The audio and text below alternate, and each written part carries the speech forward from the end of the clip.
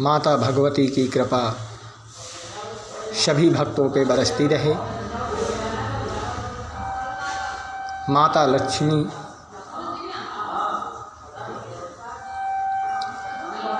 की कृपा सभी भक्तों पे बरसती रहे।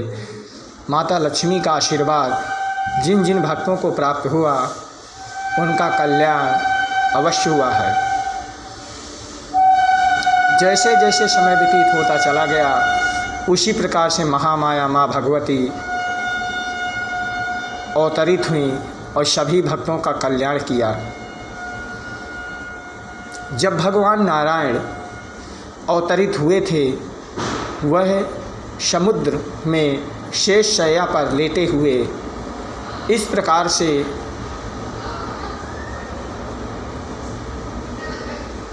मुस्कुरा रहे थे मानो उन्होंने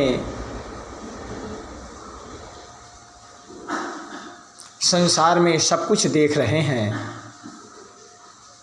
एक बालापन में भगवान नारायण ने जब अवतरित हुए तो शेषनाग उनकी छत्र छाया किए हुए वह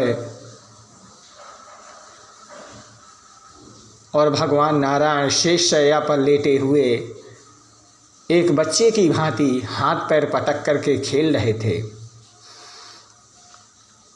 भगवान नारायण का यह बालापन रूप देख करके जिन जिन भक्तों ने उनके दर्शन बालापन के किए, बाल रूप में किए, उनके अवतरित का समय वह कभी भूल नहीं सकते हैं।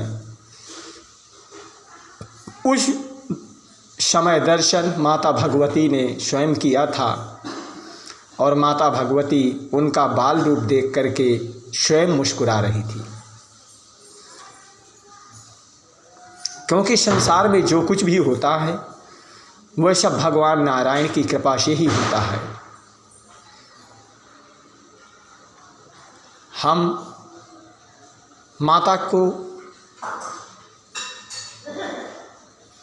माता लक्ष्मी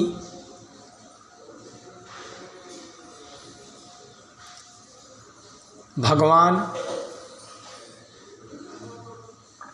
चतुर्दशी वाले दिन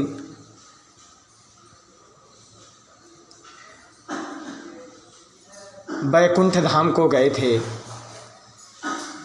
पाताल लोक से, इसलिए बैकुंठी चतुर्दशी कहते हैं। और भगवान नारायण शेष शैया पर लेटे हुए समय बीतता चला गया और उनका शरीर बढ़ता चला गया। इस प्रकार से आकार बढ़ा भगवान का समय के अनुसार कि वह दर्शन करने वाले भक्त जितने भी थे वह सब अचंभित रह गए और माता के माँ भगवान नारायण के दर्शन करती हुई वो भी राजा बलि के यहाँ से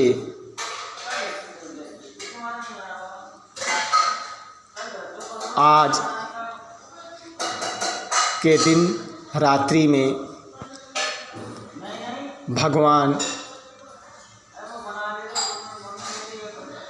का अवतार हुआ था और माता लक्ष्मी का प्रादुर्भाव आज रात्रि में हुआ था।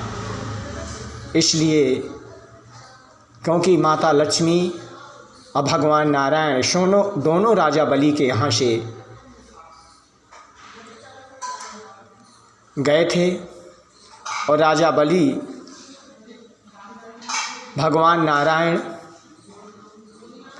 माता लक्ष्मी को जाते हुए देख करके बहुत दुखित हुए थे, मगर घमंड के मारे उनका मद से इतना शरीर चूर हो रहा था कि वह ना माता लक्ष्मी को समझ पाए और ना भगवान नारायण को। इस प्रकार से जैसे जैसे भगवान नारायण का आकार बढ़ता चला गया उसी प्रकार से संसार में कोलाहल मचता हुआ चला गया। समय बीता,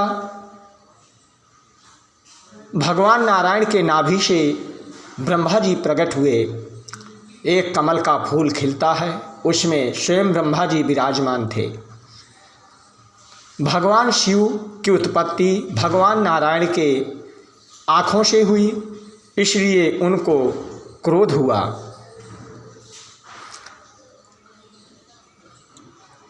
भगवान के इस प्रकार के स्वरूप को देख करके सभी भक्त खुशी मनाने का अवसर मिला और सभी भक्तों ने